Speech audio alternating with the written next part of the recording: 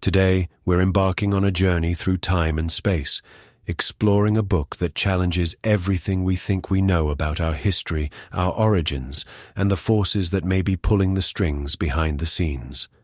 The book is Our Occulted History: Do the Global Elite Conceal Ancient Aliens? By the legendary Jim Marrs.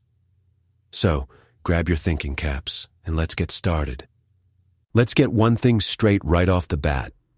This book isn't about vampires, werewolves, or devil worship. No, it's about something far more intriguing and, dare I say, unsettling. It's about the idea that extraterrestrial beings, or perhaps beings from other dimensions, might have been, or still are, trying to control our planet. The word occulted here doesn't mean supernatural or magical. It means hidden or concealed. And that's exactly what this book is about, uncovering the hidden history of our world. Think about it. Throughout history, there have been countless stories of gods descending from the heavens, imparting knowledge, and sometimes even waging war. From the ancient Sumerians to the Egyptians, from the Greeks to the Mayans, these tales are woven into the very fabric of our cultures. But what if these gods were actually extraterrestrial visitors? What if they were the ones who kickstarted human civilization?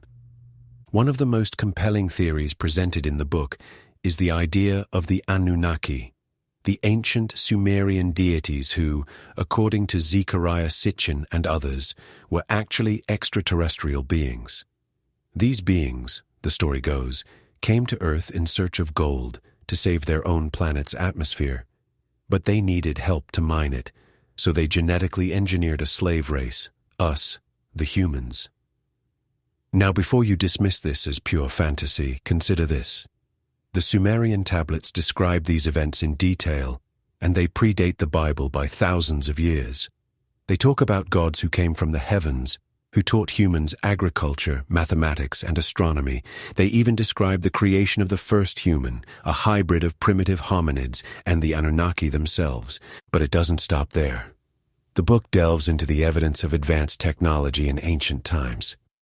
From the mysterious crystal skulls of South America to the Antikythera mechanism, an ancient Greek analog computer, the artifacts we find suggest that our ancestors knew far more than we've been led to believe. Take, for example, the Piri Reis map from 1513.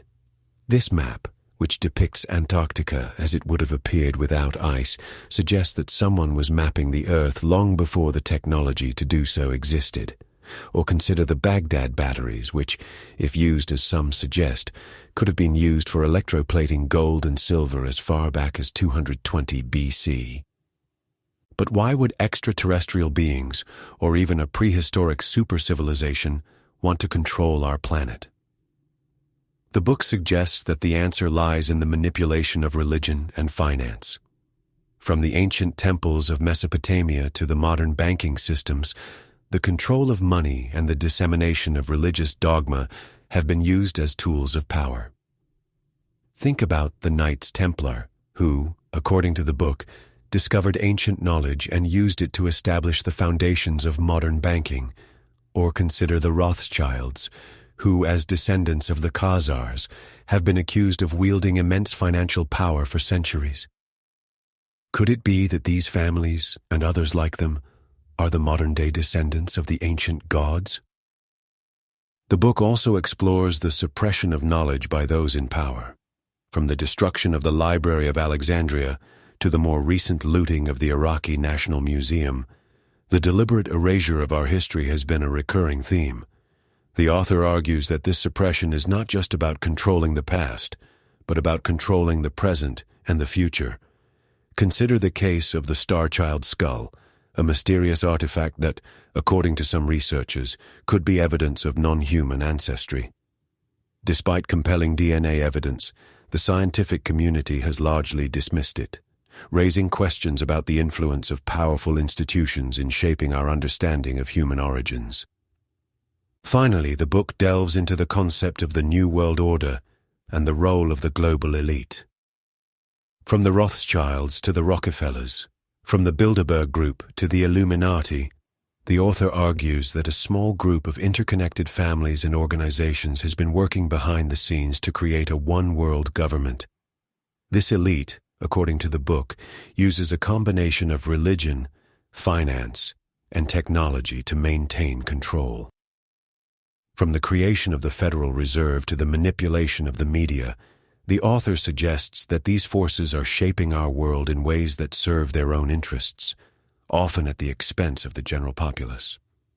So, what can we take away from all of this? Is our history really as we've been told, or is there a hidden truth waiting to be uncovered? Jim Marrs' book challenges us to question everything we think we know and to look beyond the surface of our accepted narratives. As we wrap up this episode, I encourage you to think critically about the information presented here. Do your own research, ask questions, and don't be afraid to challenge the status quo. After all, as the saying goes, the truth is out there. And who knows? Maybe, just maybe, the answers lie in the stars. Thank you for joining me on this journey through our occulted history. If you enjoyed this episode, be sure to subscribe and leave a review. And remember, knowledge is power. Until next time, keep learning, keep questioning, and keep seeking the truth. This has been a BrightLearn video from BrightLearn.ai on the book Our Occulted History: Do the Global Elite Conceal Ancient Aliens? By Jim Marrs.